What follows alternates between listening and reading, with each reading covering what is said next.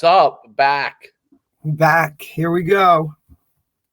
We have a great guest on. Oh, you're echoing again, I guess. I think we're gonna have to buy you a new mic.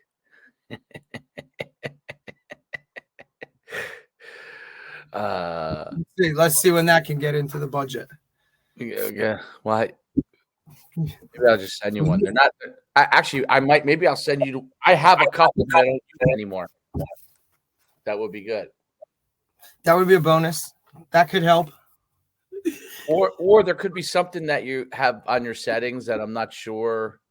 You know, I would have to look at your computer. Like sometimes it could be what you have setting wise is input and output and stuff. So, but without seeing your side, I can't tell. I couldn't tell you. So we got a great guest on today. We're gonna have Tariq Holman from St. Thomas Aquinas, who is the head coach there. This will be his second year there. They had a lot of success last year. The program's a smaller parochial program, but on the rise and really starting to get a lot of good players and gaining traction. And he has obviously a great path, not just up from a coaching standpoint, but he was Division I player at Penn State, right? And really had that experience being a big time recruit. So we'll get to talk to him about that, which will be really great. And what kind of his process was many moons ago and how maybe that's changed over the years. I think also talking to him going from, I think he was mostly a public school coach until going to St. Thomas Aquinas. So that's probably a little different change. We'll find out, from him if it is, and talk more about that. But he has great experience. He's one of the leaders in the state from a coaching standpoint. It would be great to talk to him, not just about football, but kind of how he approaches everything. Yeah, Coach has been around. I've known Coach for a couple years now, since going back to North Jersey days when he was at Randolph High School. Been at a couple different spots. Always been successful in terms of whatever teams that he's been a part of. Like you said, coming from a lot of tradition in Randolph High School to play at the University of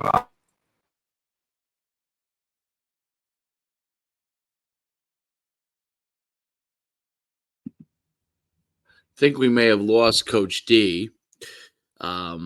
Technical difficulties for him. But yeah, so Coach D's known him for a long time. We're excited to talk to Coach when he gets on.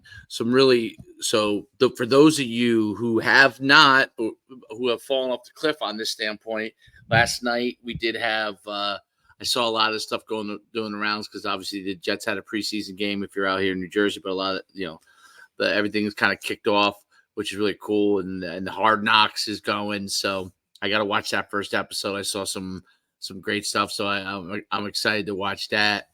College football's not too far away. I think 3 weeks before we start games. High school probably pretty much the same thing. So it's going to be pretty exciting season, especially interesting to see with NIL and transfer portal how this has really affected a lot of teams. We'll get to see the effects, good, bad, and ugly, of all of those different things from a standpoint of Coach D on the call. Are you on the phone?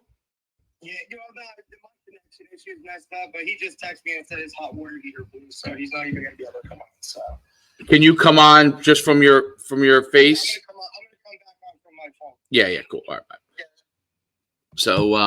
So it would be really interesting to see. How about that? That's the first time taking a call on the call. We're gonna really see.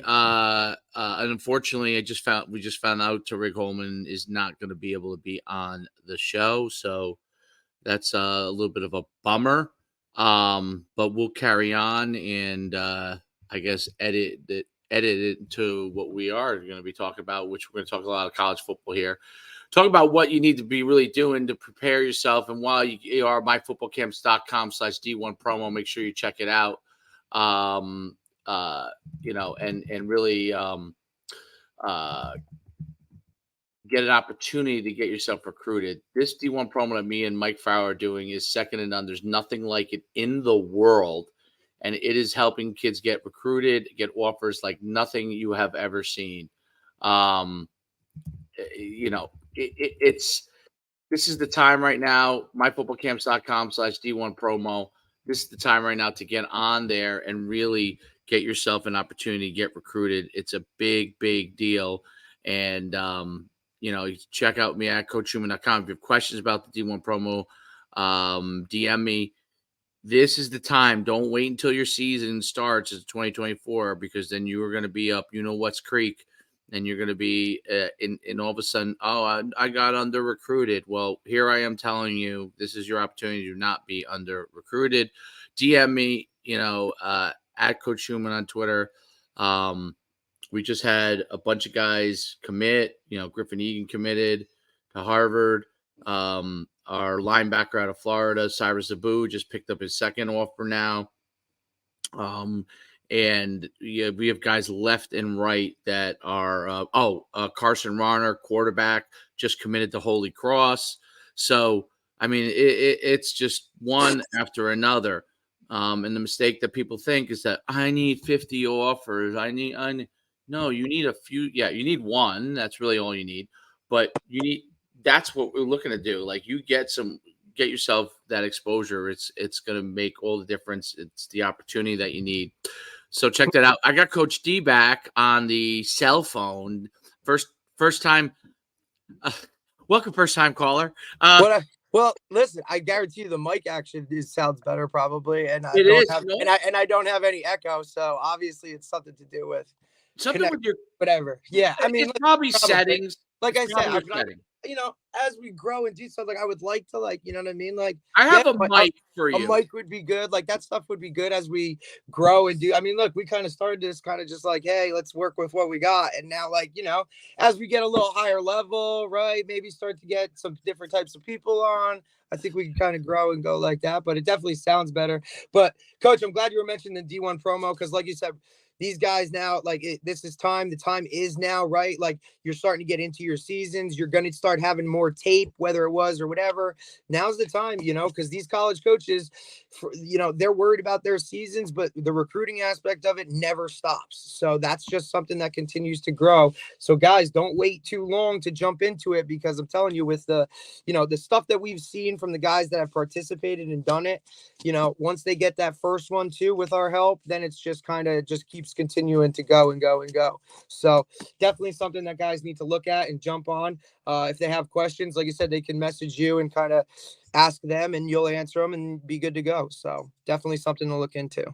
There's no doubt about it. It makes it just makes a huge difference. Like, I did a post. I can't remember if it was Braden Kelly was the last post I did, but whatever the last post I had just done, and within 3 hours, it was over 10,000 views. Right.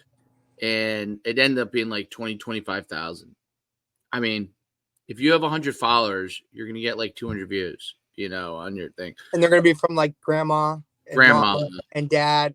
You know what I mean? It's not the look, we want them to view your stuff too, but at the same time, yeah. When this is posted, it goes to a certain clientele that it's the clientele you're looking for, right? It's the clientele you want to see. And had they not participated or had not made the connection with you, these people will not see their film. It's just how it works. It is what it is. It's not going to get in front of the right eyes that you need it to get in front of in order to get where you want to go. Well, recruiting is gone, and whether people like it or not, if you're in a super high end, like really, really high end, unless you want, to be on our promo because you want to be the number one player in the country, okay, which I could serve that purpose. But if you're a guy who's really a slam dunk, you're not going to need that program, right? Okay. unless, like I said, we had a couple kids that wanted to be the number one player in the Right. country. Unless you're trying to leverage it for something else. Something Right? else. NIL. You can leverage it for NIL. Like so 100%. That's there right. are other ways to leverage it, which we really haven't tapped. Me and Mike have not tapped at. Like, does this promotion, if you're a top tier kid, help you get more NIL deals? Does a year long of $1,000 end up getting you 10,000 from down because you get more? Right. That's something we have to explore more, that potentially. But those, as far as recruiting wise, those guys are going to get recruited to a certain level unless they're in some level of obscurity for whatever reason. Those top tier guys. But then there's FCS to group of 5, what I call, right? And even lower power 5. Lower, not meaning lower level, lower meaning they haven't, maybe not as prominent a program. I'm not going to name names, but maybe not as prominent a program, but still playing in a Power 5 conference. Those players, which is like every year, I don't know, between all the grade levels, what are we talking? 12 to 15,000 guys at least, that are between each grade level. Those guys really have to work to get their name out there, because of those 12 to 15 that get the scholarships in each one of those classes, or it's like 3,000 or 4,000 each class. Of those guys, it's probably about 100,000 players that are all within range of each other of those 12,000. And I don't know if that makes a ton of sense. That's what I was trying to kind of figure out the best way to say it. But there's a pool of 100,000 players fighting for the FCS, lower FBS, group of 5, lower Power 5 conference schools, right? 100,000 players, and let's say there's 12,000 or 15,000 spots between each class, freshman, sophomore, junior, all of them together. They're all pretty close. People don't realize that. The top tier, which was identified when the NFL started focusing on flag football a lot, the big push for flag football, their philosophy, I read this, Troy Vincent put this out there. He's the number 2 guy to Goodell, said the 3,000 guys that we need each year to be NFL players, those people are different guys. Those guys are going to always be out there. It's the rest of the people that they want to really, they're worried about enjoying the football. Now, whether I agree with that or not, I actually disagree with that statement, because if you don't have a large pool here, eventually this pool here is less. And I use boxing as the example, right?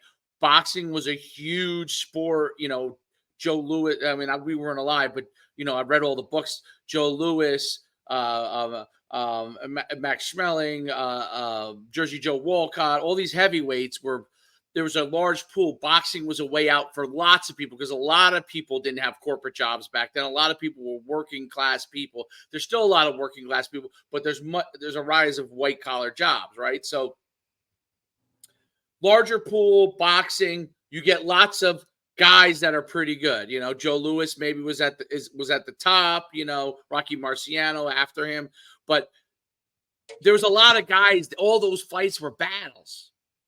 Now let's look at boxing now. Oof. First of all, heavyweights, does anyone even know who they were? The 2 big guys from Russia, They lasted forever at the top, right?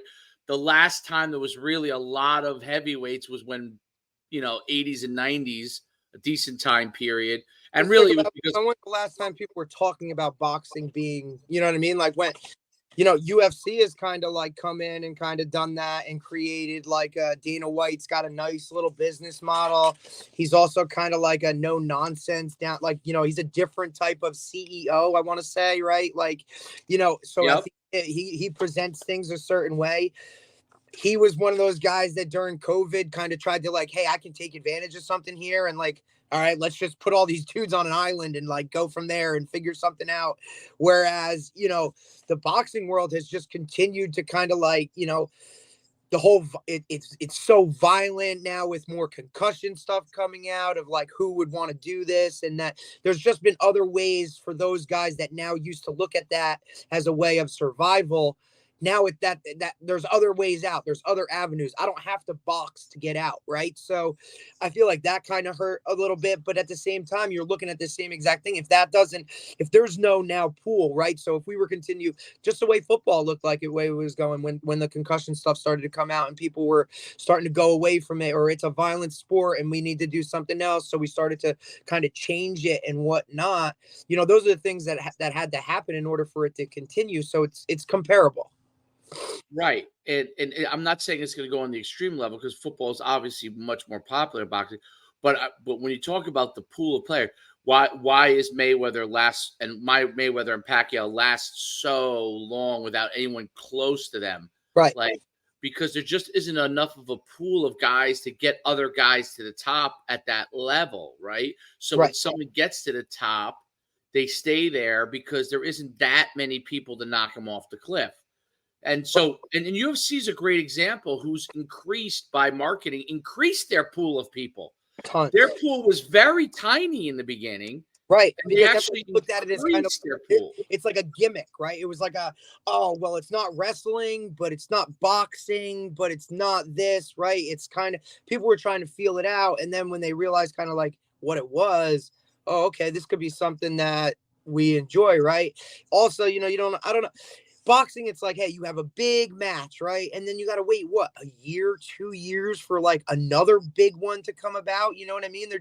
There wasn't enough, football's every Sunday, like you're getting something every Sunday, where boxing, you got to wait a longer time where, so now each one of those big time fights needs to be just that. It needs to be a Super Bowl like atmosphere in order to create any type of revenue or any type of anything. I just think it's too much for what this, we live in an immediate society, right? Like we want things now. We don't want to wait a year for the next fight. Look at how many years they waited for Mayweather Pacquiao to actually happen. And then when it did happen, it was kind of like, well, is Pacquiao still who he was? Is this guy still who he was? You know what I mean? It happened 6 years later. Right. And so circling all the way back to the D1 promo on this, if you have a pool of players that are fighting for a certain number of spots and everybody has a certain range they're in, promotion makes a big difference, because if everybody's pretty close and we find out about one but we don't know about the other, what are you going to do to separate yourself? And this is what could be that separation. That's correct. I mean, I'm so excited about it because it's worked really if you we talk all about the process, but in this case, you want to know, does the end result actually happen? And the end result has. So it's a huge difference. And but yeah, I mean, football, which is coming around in the next few weeks, which is I'm super jazzed up. College football in the next 3 weeks. High school, same time, right? Yep, 25th around August. And then 3 weeks from basically Friday, right?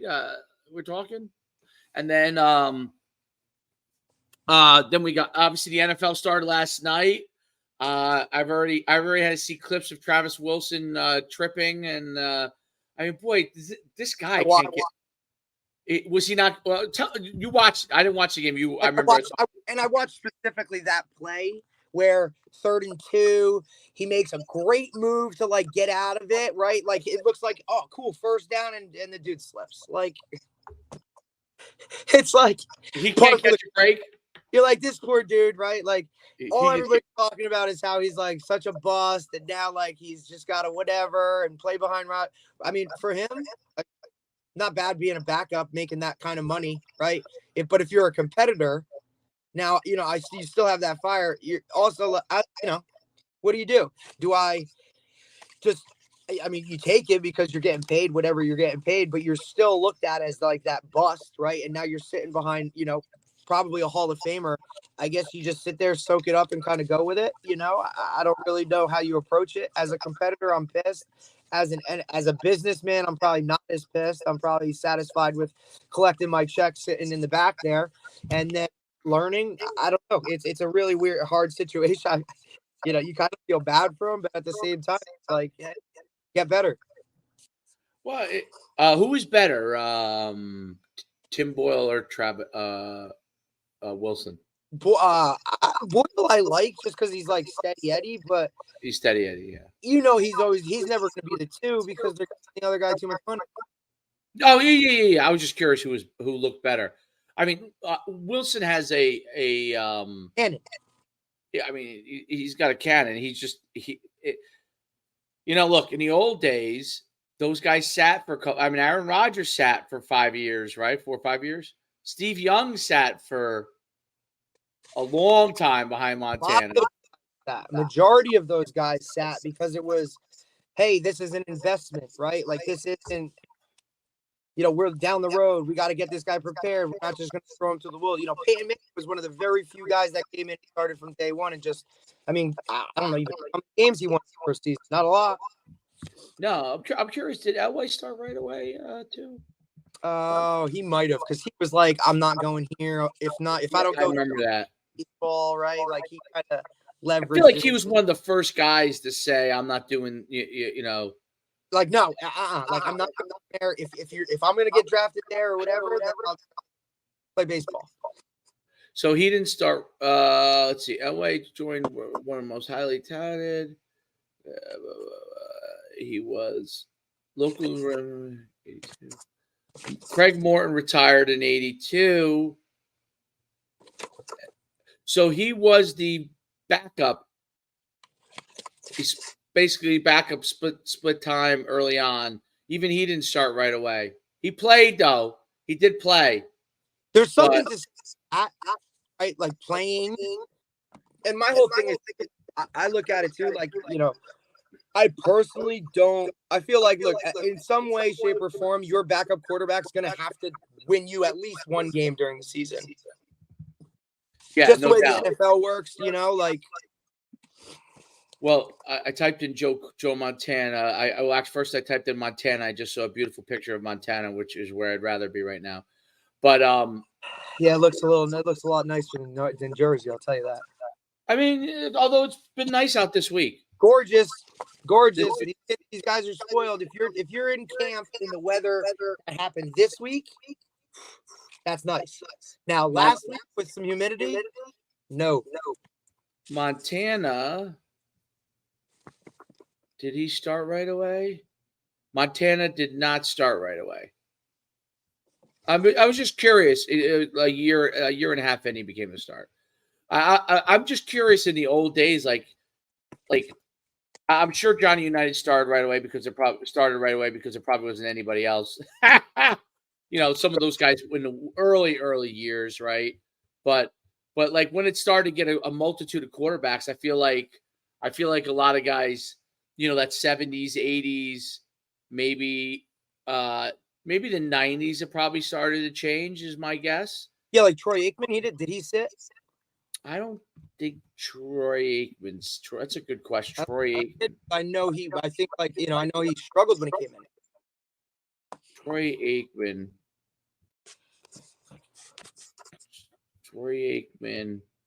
Okay, here we go. Troy Aikman was 89.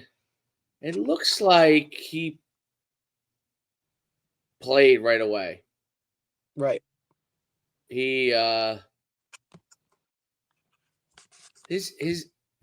have you ever seen I don't know what it is with the thing on Troy Aikman, but like covers his, I don't know if it's an NFL thing or what I've seen that like on TikTok, but it was talking about, so when he was at Oklahoma and he was the starter at Oklahoma, he let me get this right. So when he was a starter at Oklahoma, I don't remember what they went to. They went to a bowl game or whatever. He did really well. And then I want to say he got hurt, and the guy who took his place was Jamel Holloway. That's your guy. Yep. I just happened to see the other because I knew he came in and I knew he was playing, but I didn't know what happened. He got hurt, and Jamel Holloway went in and they won the national championship. That's what it was. And that was with who? Switzer? That was with Switzer. Troy Aikman was running a triple option, but they were throwing a decent amount with him because he could obviously throw. Right. And Switzer called up in the offseason, the UCLA head coach and said, I have a guy and he's a star. And he was skeptical because he said most of the time when people call him up, like, well, back then for a transfer, it's like it's a headache. It's they're just they're lying because they just want to get rid of this guy. They're not telling the truth. But he said, I'm telling you, this guy is a first round draft pick. He's just we're running a triple option, and Right. we have a guy that's Jamel Holloway, who basically became the greatest one of the when people think about the greatest triple option quarterbacks of all time, he is probably on the Mount Rushmore of triple option quarterback.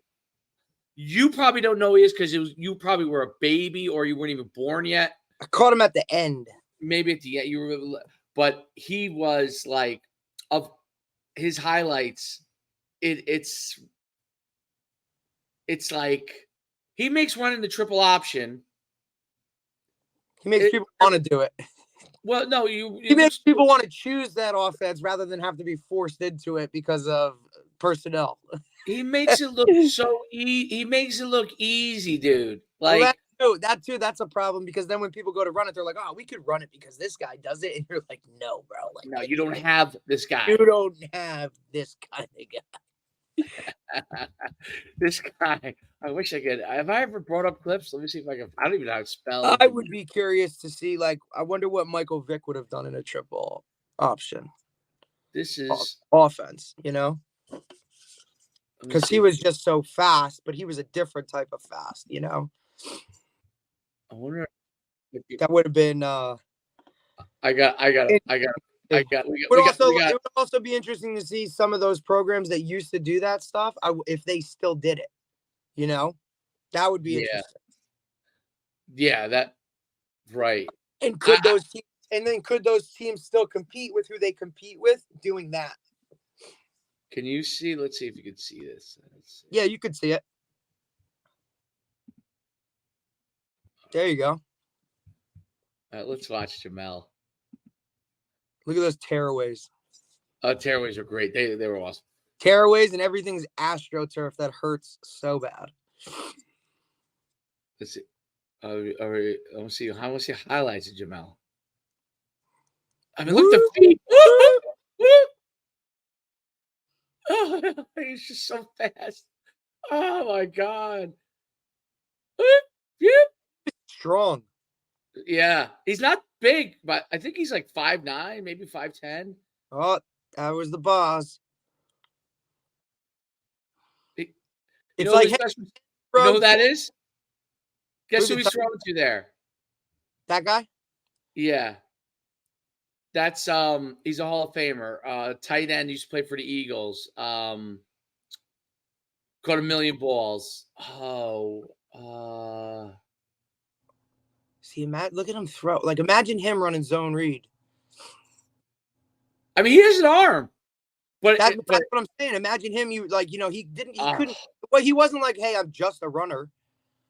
What's amazing is he holds the ball in one hand half the time. It's amazing how athletic he is. Like, just freakishly athletic, freakishly quick. Heisman winner or no?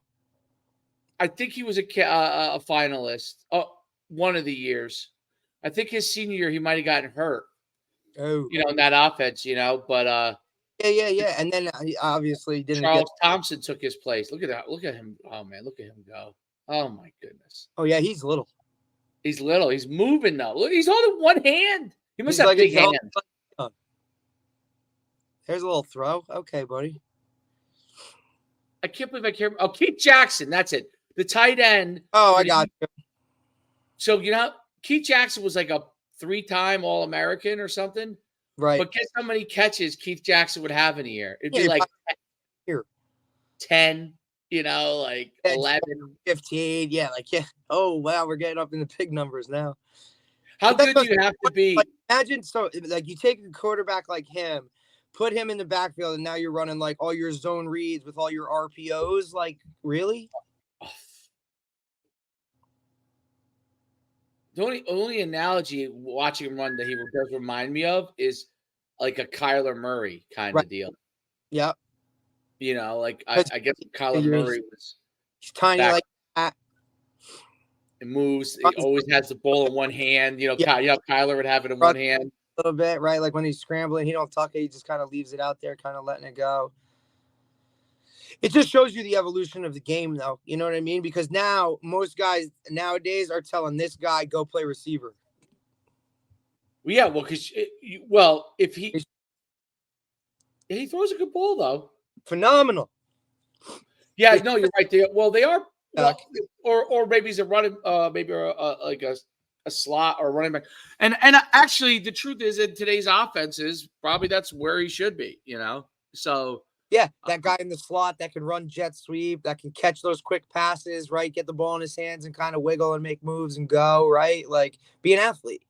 I think someone like him had no chance of being a pro back then because Back then, not at the quarterback spot, right? Like they would have firmly made him change positions.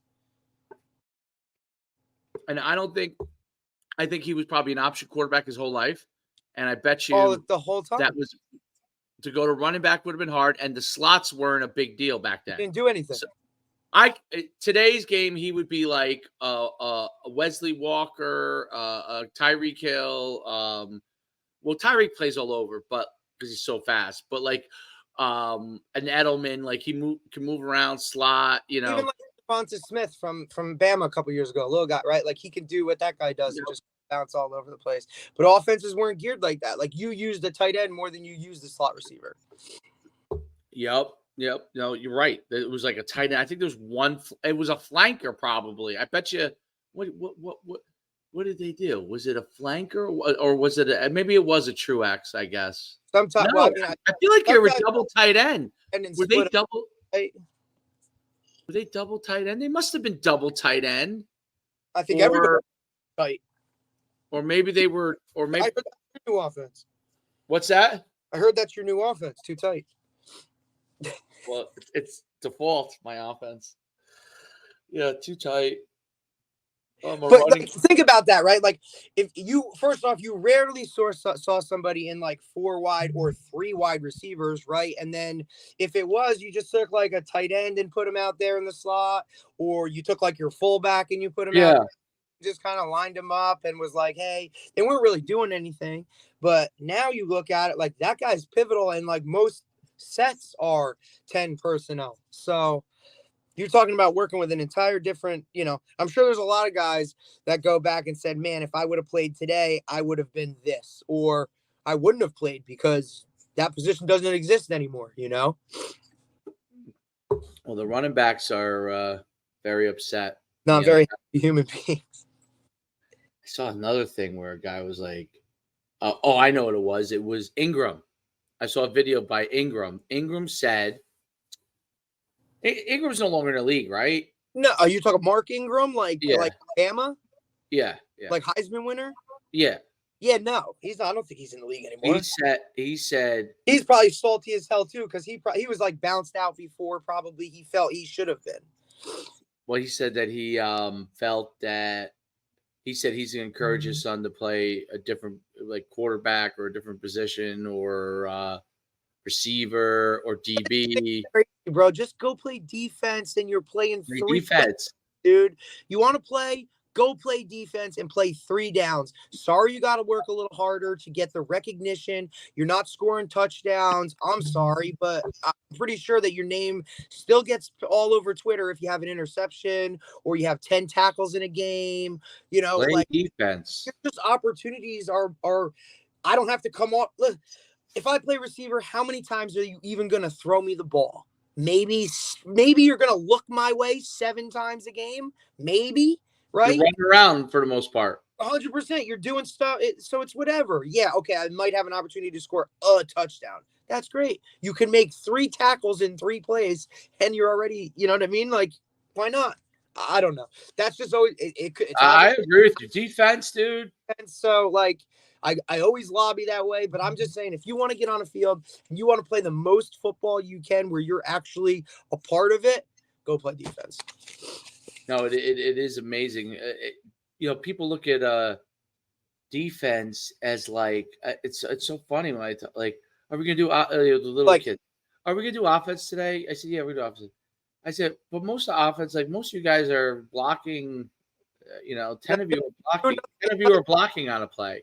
Like on defense, you could all get to the ball, all of you. Right. And then it becomes like a competition. Like, I'm going to beat you. Like, I'm going to beat you. I'm going to beat you. Like, so it's just like, I don't know. I don't know. I don't understand it. I love when I get the look like, man, you should play defense. And then you get that look. You're like, you get that look like, well, I want to play offense. It's the same reason when we do any of our showcases or anything.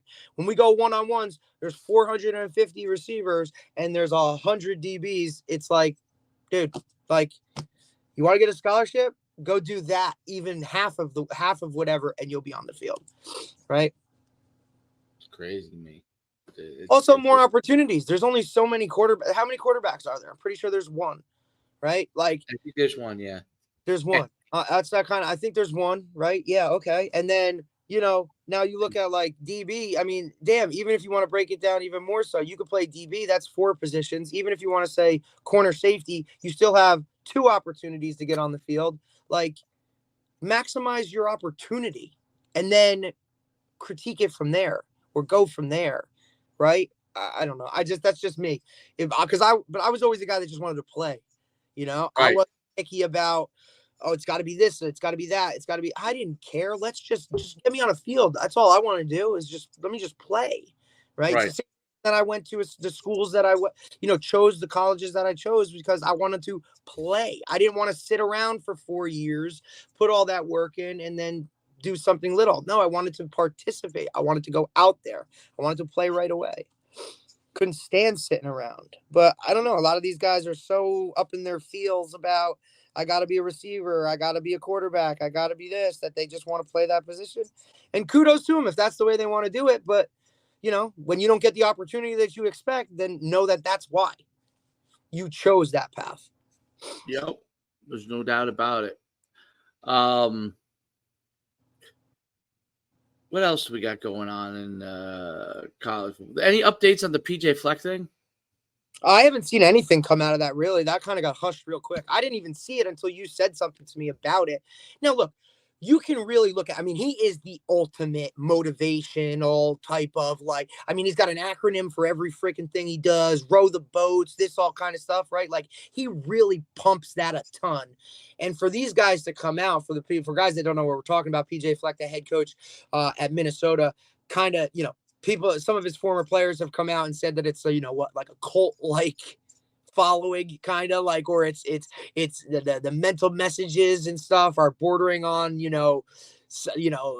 kind of bullying type of thing, really. Yeah, but it looks like they got rid of it mostly. So right. It looks like it's not like Northwestern where they had to get rid of the head coach.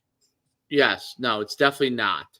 Right. And I don't think it was anything like of that nature where there was hazing or any of that type. Some of his guys, I guess, at Minnesota just felt like it was, the motivational stuff was so like over the top. It was bordering on a certain way. Now, those guys that probably said that are probably guys that never took a snap. But I like that's my feeling about things. Is usually those guys that are loud about those types of things are guys that are not happy with their playing situation. Well, that's always the case. But if you're starting, you ain't sure as hell ain't saying this is like a cult.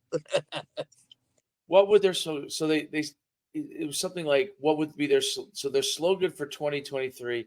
It's just because he's like a very, like I say, he's an acronym guy. He's always got a slogan. He's always got something, right? It's always like, row the boats or it's the same thing that Shiano does with his whole like chop thing, but he only has chop. That's it. This guy's got a motivational acronym for something, for everything.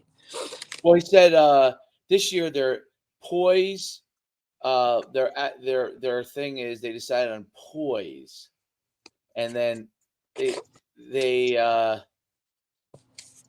we knew poise, control, balance, and how situations. How could we get this message home?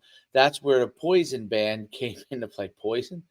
We can play that. Yeah, like anytime they're in the locker room, and if they don't have poise, they'll have poison in that locker room. They've all none of them want to listen to Poison, I guess. I mean, okay, okay. That's an '80s band. There's no way you listen to that group. Obvious, yeah. From how I know him from '80s movies. It's like, oh, Were they in the Weren't they like a hardcore? Aren't they like a hair band? Are they like a Guns N' Roses type of like along those lines type of thing? Like these guys with long hair and stuff. They're a hair band. That's what they are, right? Like a hair band. They're different than they were kind of like hair glam almost.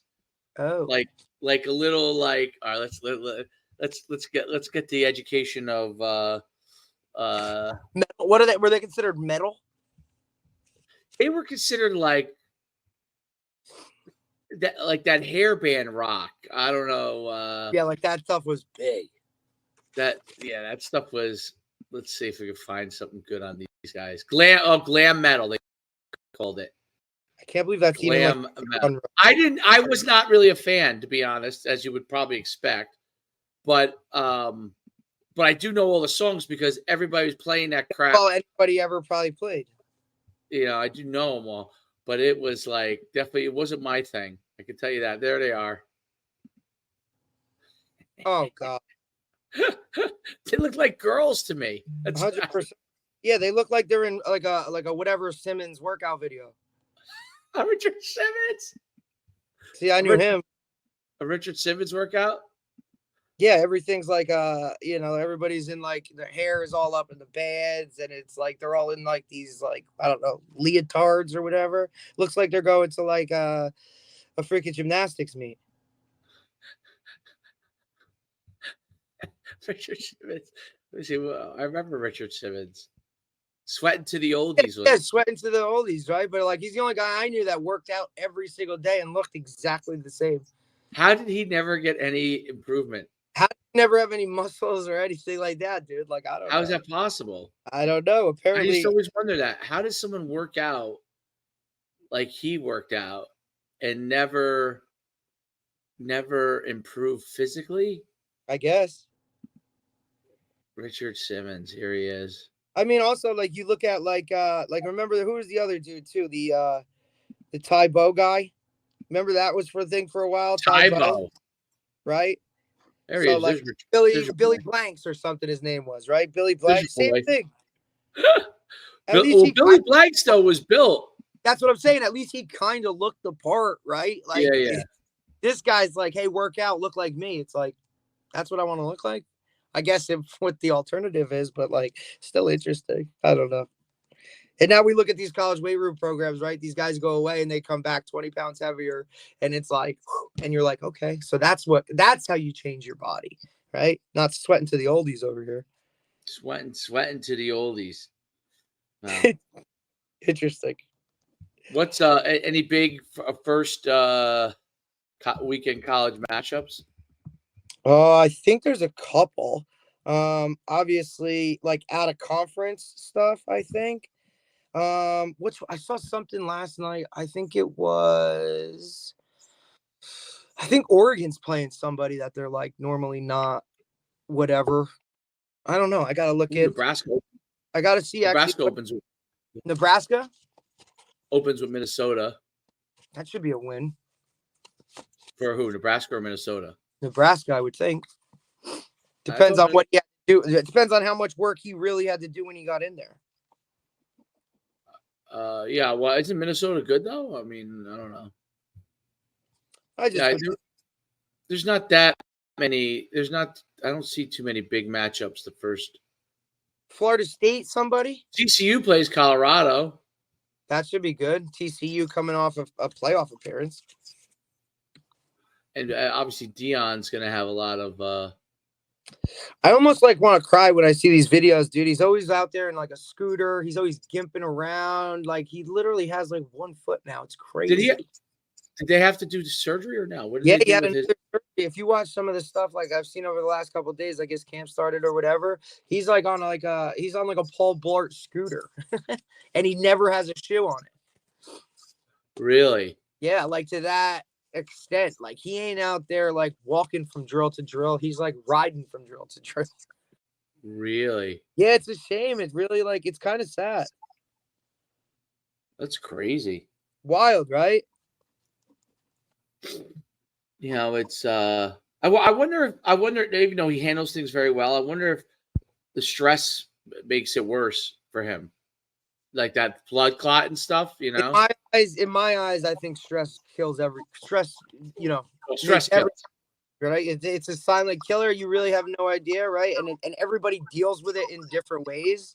So I think that has a lot to do with it too. Like some guys are it's very easy to tell when they're stressed, and then some guys you have no clue, but on the inside it's like They're that's why I say boiling. silent killer, dude.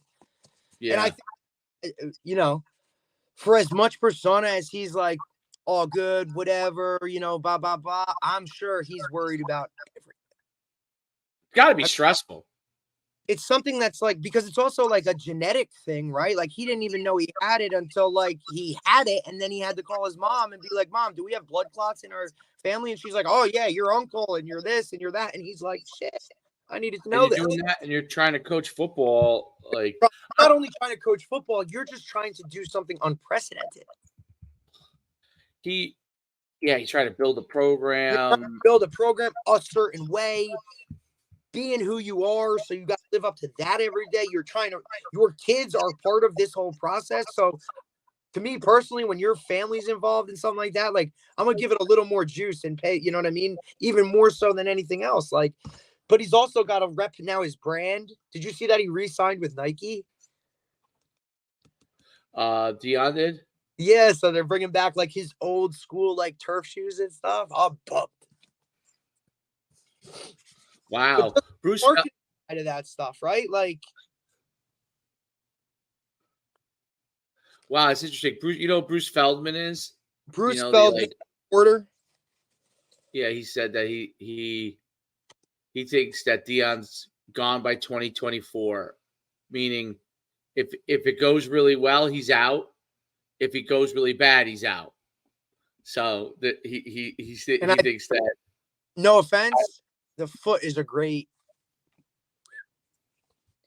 it's a great what? Like if it don't go good, it's a great escape. Oh, Like oh my yeah, escape. Not that he's that person, no, but but you might say it's not worth it if it's not going well. not If it's going well. going well, you'll stick it out. Like, look, I don't need to do this. I tried something. My health's more important. Or then it can always be like, hey, if we could have, if I would have been healthy or something like that, right? But then if it goes good, it's also the same thing. Like, hey, this is going great. I'm gonna leave it this way. I gotta go because my health's more important. Well, he was saying that like if he does really well, he's moving on to another place. You And think? you don't think so? You think that his health's he'll do this as long as he can, and then that's just it. I think yes, because I think this move in itself has been more than he was expecting. Like, I mean, I'm sure he expected whatever, but you can never really predict types. And this is at Colorado. Now he's going to go do it again and go to what, like a Florida State? I don't know, dude. I don't know if, and personally, I think his health and being around with his family is more important than even jeopardizing that in the slightest. As it is, they're already talking like, hey, we got to take your foot. Like, that's the next phase of this. He's 7 years older than me, so What's Dion's he, not young. He's 56. 56? Yeah. That ain't, look, it's young, but it's not young. Well, to be out in the football field, Right, like Nick Saban's had how many hip surgeries or this or that, like Kirby Smart. I didn't even know. He does. Oh, yeah, I believe Saban's had hip stuff already. Yeah. Oh yeah. But that's another thing. Like, people don't think about a coach's health. I love how you know all this stuff. You're right. He did have hip surgery. Dude. You're a good reader. He did have hip surgery. But I also like that. To me, I pay attention to that stuff because like when he's off, life of a college coach never stops. It's 365. It's 7 days a week. So when did Nick Saban? When did he have time to take off to get his hip done? Right, like you got to. It's the same day deal. So he went in. They did it. And whatever, and I'm sure the second he came out of surgery, he was like, like, "Are you coming to Bama? Are you coming to Bama? Are you coming to Bama?" I just had surgery, and I'm tweeting or I'm texting you from my hospital bed. That's how bad I want you to come to Bama. Group text with coaches. His wife. Now, Miss Terry's probably pissed. Like, get off the damn phone, Nick. Like, we need to heal here. And he's like, no. This guy's a 5-star. I got to get him in the building. He's going to Georgia tomorrow. I got to make sure he's coming.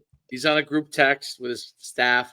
Make I sure you also saw guys another thing. You remember, all send a letter to so and so. right? What? Remember the wrestler Bill Goldberg, Yeah. ball dude, whatever. Mhm. Bama just offered his kid a preferred walk-on spot as a receiver, just Okay. to keep him from going to Georgia. Is like how they're spinning it.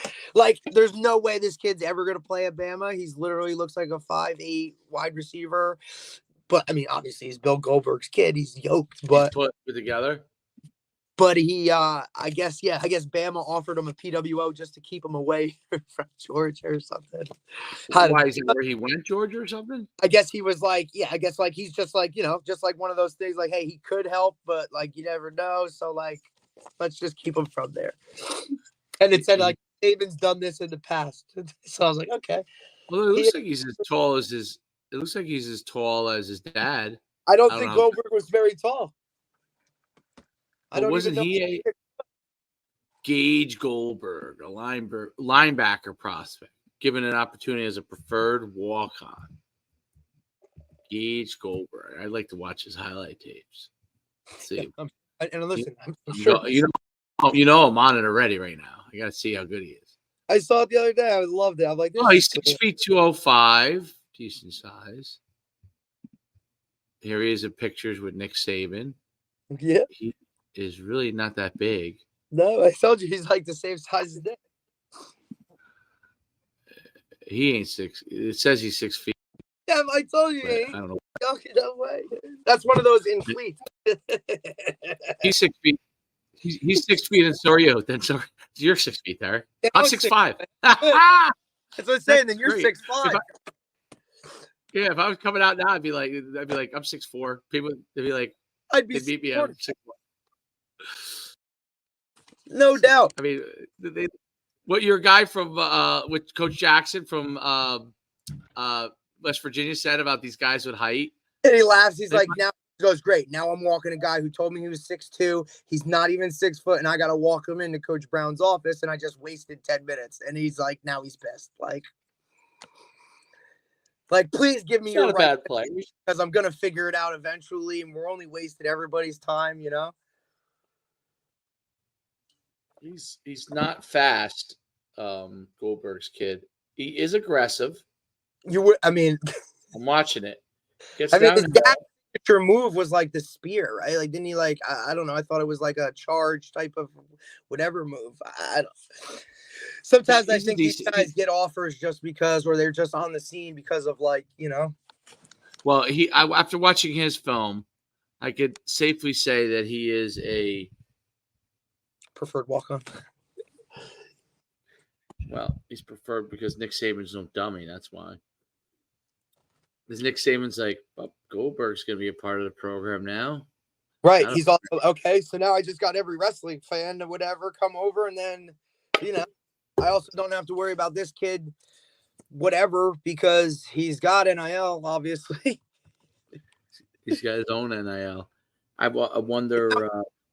So to me, that's something that is interesting, right? With NIL, think about it. So a guy like that, obviously people are going to throw money at him because of who he is. He's Bill Goldberg's kid. Oh, yeah, he may not step foot on the field and be a player, but now he's in the locker room making all this NIL money, and the dudes that are actually playing aren't making anything. What does that do, right? Like, do you guys not even care because it's like, whatever, dude, you don't even play? Or it's, well, that's bullshit. I play and I still don't make money. What's so funny is how people get this wrong. One news outlet reports he gets an offer from a scholarship offer from Alabama. That's not true. Nope. It's a preferred walk-on. See, people don't know that. Dude, right? It's so funny how how you can skew, dude, smoke and mirrors. It's crazy. You can make yourself a way better player than you are by just and that's going to Georgia.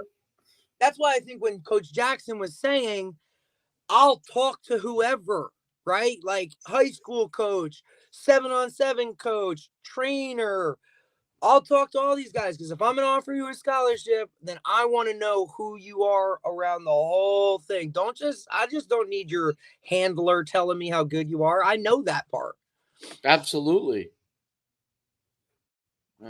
Well, hot water heaters, they can be a problem. Oh yeah, Coach Holman. He just texted me again, apologizing, and he had a hot water issue, so my basement's flooded. I said, well, that's gonna be rough since camp starts on Monday, buddy. Is it So raining up there, or by me, is it raining by you, or no? yeah, it's starting to drizzle. Temperature's been nice though. Are you got any plans to head up to Jets camp? Next, maybe next week, like Friday or Saturday. This today we're gonna go till Sunday. Go up to Ghana.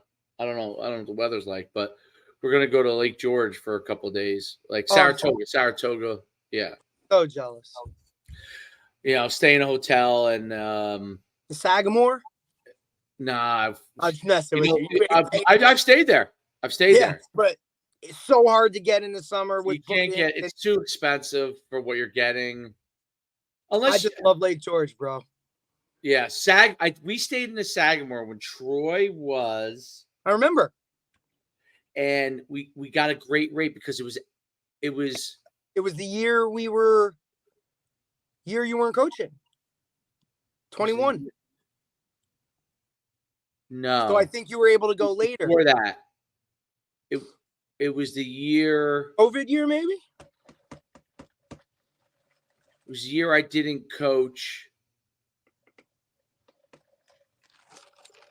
It might have been. Troy was a baby. It was the year. It was when we had Troy. So the first year, I remember you going there, and I'm like, "Oh, you're at Lake George. Like Lake George is the best." Because my uncle's farm's 20 minutes from there. You know, my cousin has a boat. My cousin has a boat. Right, we did stay there twice. The second time was like it was maybe after, right? We weren't coaching. But the first time I went was when he was first born. I didn't coach that year. And we got a great rate because when we went after the season, September, like after Labor Day. The most amazing time. People don't understand, like, it's and being down here when all the North Jersey people go back, right? And it's post Labor Day, like that 21 season where we didn't coach and we kind of just like floated around. Man, I'm telling you, like to have an August and September, there's nothing like it. It's phenomenal, especially after being in it forever and just kind of like, okay, here comes August, here comes camp, here comes, the same dog and pony show, the same routine. That most underrated time, I think, in the Northeast is that September, first week in October. Because look, the water's still warm, right? Like I can still go out on the wave runner in late September and the water's still be 70 degrees. The first frost hasn't hit yet. Like you're still out there. There's no traffic. Nobody's doing anything. All the prices and stuff have come back down because now the summer push is out. It's just great. Like going up to see a game at Army, Michie Stadium. Oh, right on the water. Nothing like that. Yeah. Great place to see a game. Atmosphere wise, phenomenal. I'm gonna try and go some games this year if I can. Well, think about it. You have a nice little crew too, right? Like you can now, hey Troy, what friend do you want? Or another dad that maybe you work with or something like that. The four of you can go and kind of whatever. Or take Nicole. She's a ride or die. She's good like that. That's an awesome experience to go to some of those games. I mean, you can go to any Rutgers game you want for free, pretty much. So I bet you I could go to any West Point game. Yeah, just call and ask. Yeah. Hey, listen, we have a club that's. I wonder how they they have to now, even though have to cater to the club teams. Yeah, like, hey, I'm the Borg B707 club, and right, like, hey, I got a couple guys that I'd like to bring to a game, like, what? Yeah, they must. So and so from whatever schmo high school, and I got Billy Taylor, who's thinking about going to okay, sure, come on. I'm trying to think, like, we should actually, it's something we should probably send out to our guys if there's, if you're interested in going to. Well, they could probably just do it through their high school though, but good. But if those guys aren't talking about it or taking advantage of it, yeah. High school coaches are worried about I got to win next week, not hey, I got to get you to Army on Saturday. Now those guys may call so we do it all. We see it all the time, right? Hey, so and so won't make Saturday film session because he's going here or he's going here. That's what Saturdays are for. That's why high school football is supposed to be played on Friday night. So that Saturday you can now go and visit whatever school wants you to be there. That's how it was posed to me. You guys have to get yourself a Murray for your staff. What do we need? Unless you already have. You need like a Brian. You know how Brian Murray helps. Was Nikki was saying DFO. that? Yeah, DFO behind the scenes. He actually hit me up yesterday. It was pretty funny. Oh, really? Yeah, he's like, heard you got some heard you got some nice heard you got two freshmen that look pretty good. I'm like, look, buddy, settle down, dude. Yeah, he was messing with me. He's like, keep those boys in house. I said, come on, dude. Like, really?